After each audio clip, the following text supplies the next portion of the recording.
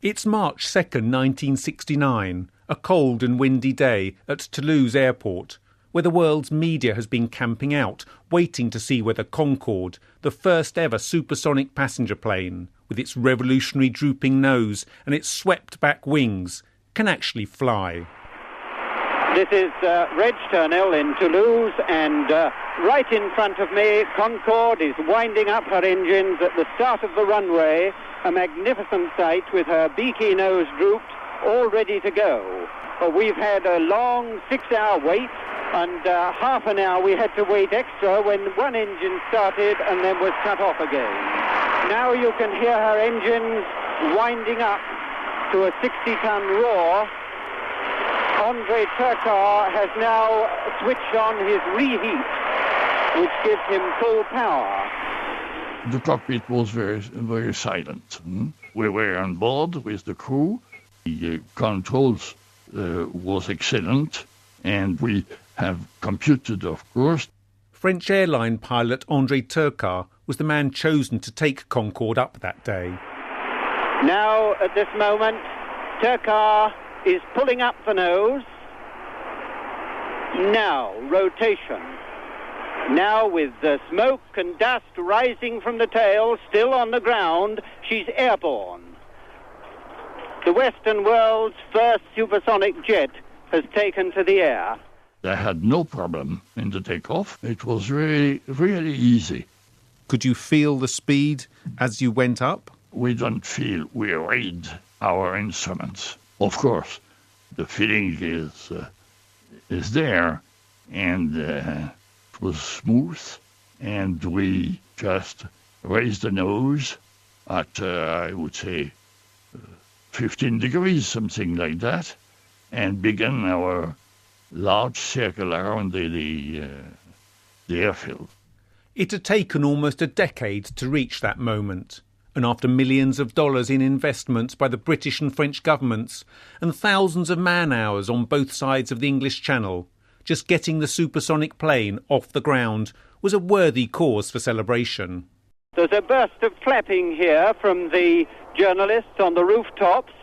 She looks exactly like the drawings we've seen so often for 5 years past, as she lifts beautifully over this lovely French countryside. Her nose is up very steeply indeed, like a paper dart she looks now, black smoke streaming out from the 4 Rolls-Royce jet engines under the wings. She's just catching the sun. There's lovely broken cloud now, and Andre Turcar is climbing absolutely steadily up to 10,000 feet. Did it feel different there in the cockpit, flying such a different plane? Yes, because of the complexity of instrumentation.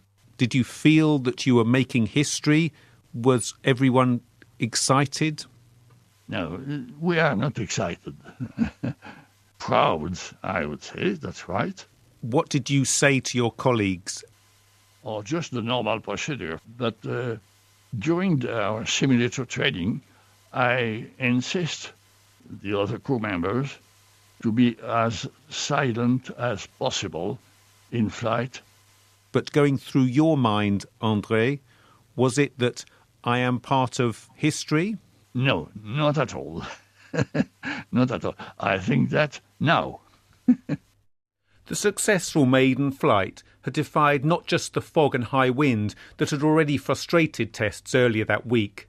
It had also had to contend with the growing criticism and hostility to the Concorde project. I'd been covering the Concorde development for at least 10 years, because everybody wanted me to do knocking stories about Concorde, its cost, it would be a disaster. I never thought it would be a disaster. Reg Turnell, heard commentating earlier, was the BBC's aviation correspondent at the time. Reporting what had happened was the easy part. It was the run-up and the organising and dealing with worried people on the BBC, worried people on the airport. That was the difficult part. Why were people so worried at the BBC and at the airport? Well, as I say, it was all very hysterical because of the anti-Concorde protests, full-page advertisements in the newspapers about how this aircraft, when it flew supersonically, it would cause cathedrals to fall down and blow up people's greenhouses and so on. That was what the hysteria was about. Questions were also being asked as to Concorde's long-term commercial viability. After all, the Americans, leaders in global aviation, hadn't invested in the project. Years later, it would emerge that some British government ministers had privately argued against Concorde, warning colleagues that it would end up being a disaster, costing the country as much as $1.5 billion, an astronomical amount in the 1960s. But following the maiden test flight in March 1969, Britain's Minister for Aviation, Julian Amery, was in buoyant mood.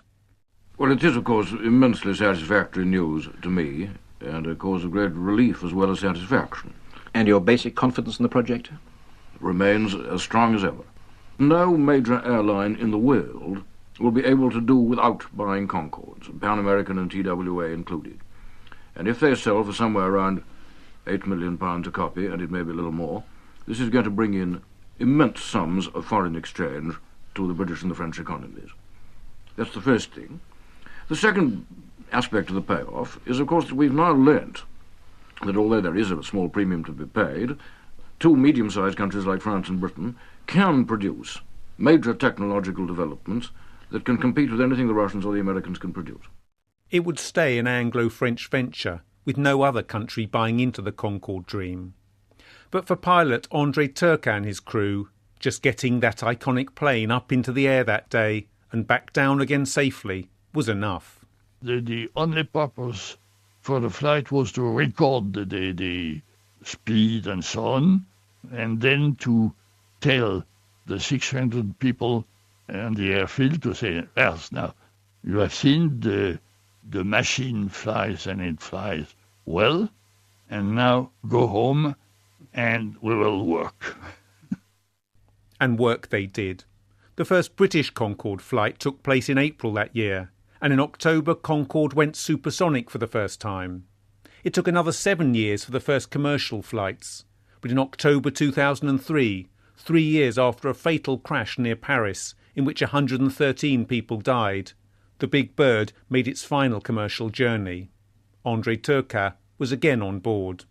It was a pity to abandon such an operation, and in fact, for all these years, the 27 years flight of Concorde, it was for all the people like a dream.